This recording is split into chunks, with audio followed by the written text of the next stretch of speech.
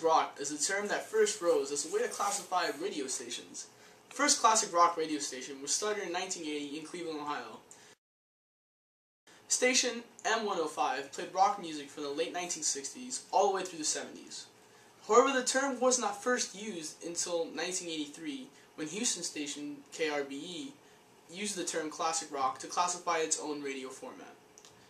Now, traditionally, classic rock is a genre that spans from the late 1960s all the way through the 1980s. It has a large focus on hard rock from the 70s. Some artists in the genre include the Beatles, Led Zeppelin, AC/DC, Aerosmith, and Van Halen. The term has evolved somewhat over time to include newer acts such as punk bands and grunge bands.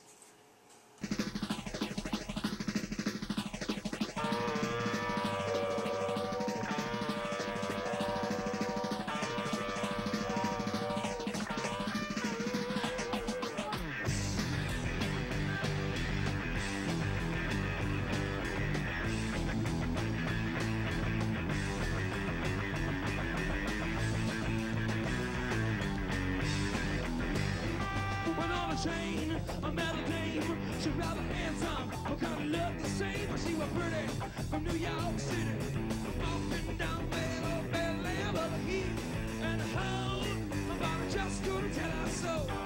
So the chain kept rolling all night long, chain kept rolling all night long, chain kept rolling all night long, chain kept rolling all night long, but the heat and the hold, my body just couldn't tell her.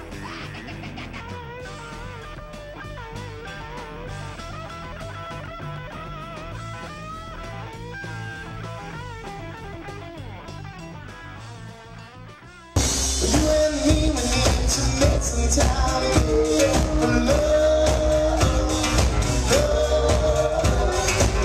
yeah, you and me, we need to make some time for love. You gotta know how bad you make me feel, baby, with your love. Yeah, you and me, we need to make some time for love.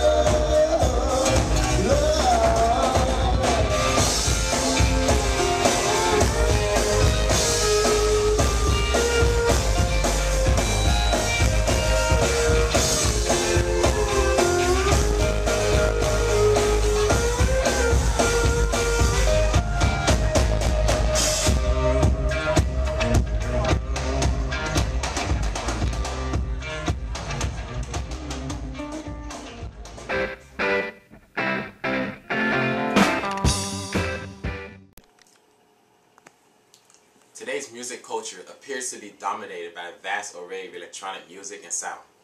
The rise of house and dubstep to the mainstream has artists of all genres trying to incorporate electronic instruments into their sound.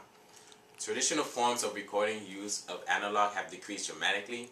It appeared to us that classic rock is something that has become outdated or just another form of music that is stuck in the past.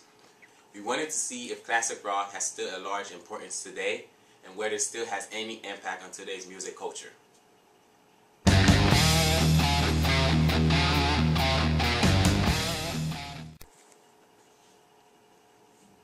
For preliminary research, we took a look at recent trends in the music industry and how classic rock has been affected by them. So recent trends in album sales have shown a dramatic decrease in CD sales. However, digital sales have gone up 15.3%. It seems that digital music files has become the most popular format of music over the past couple of years. However, traditional vinyl albums have seen a 16.3% increase over the past year. This showed that people are showing an increased desire to listen to older and more traditional styles of music. A survey was conducted by Centric Systems in which they asked Americans if you can access music artists' collections via online streaming, what artists would you choose? The results showed that 6 out of the top 10 artists given were classic rock artists including the Beatles, the Rolling Stones, and Led Zeppelin. We also found that back in November of 2010, the Beatles' discography was released for the first time digitally on iTunes, and within the first week it sold more than 2 million individual songs and more than 450,000 albums. In more recent rock trends, classic rock acts Van Halen, Kiss, and Aerosmith had reformed in 2012, all releasing new material. Each of their albums debuted in the top 5 on the Billboard 200 charts. They have sold tens of thousands of copies to date.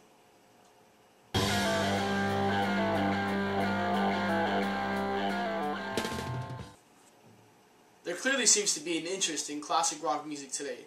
Americans are still buying old rock albums, and they definitely would like to see classic rock music to go to a digital format. The music is still out there, and although reformed classic rock acts are not selling multi-platinum albums, they have achieved much success with their newer work and are selling out concerts.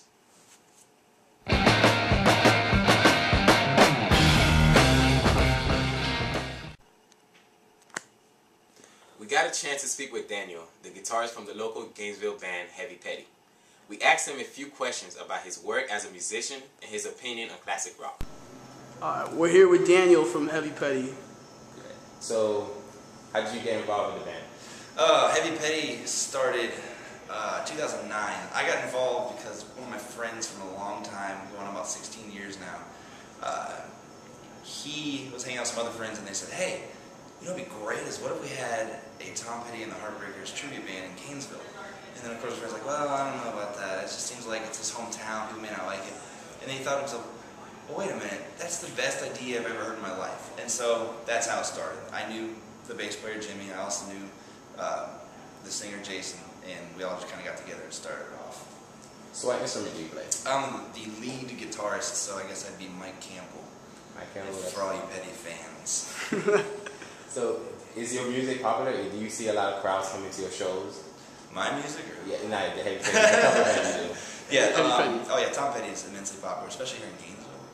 This is his stomping grounds. This is where he pretty much single-handedly, well not single-handedly with the help of his band, but as far as the music scene, his band laid down all the bricks for the foundation, and everyone loves him here. It's so cool. Every time we go out and play shows, it's like everyone comes up to us and they'll say, oh, I went to school with Tom Petty, or I know his family, or we did something together, I don't know, I slept with his sister or something. That's not true.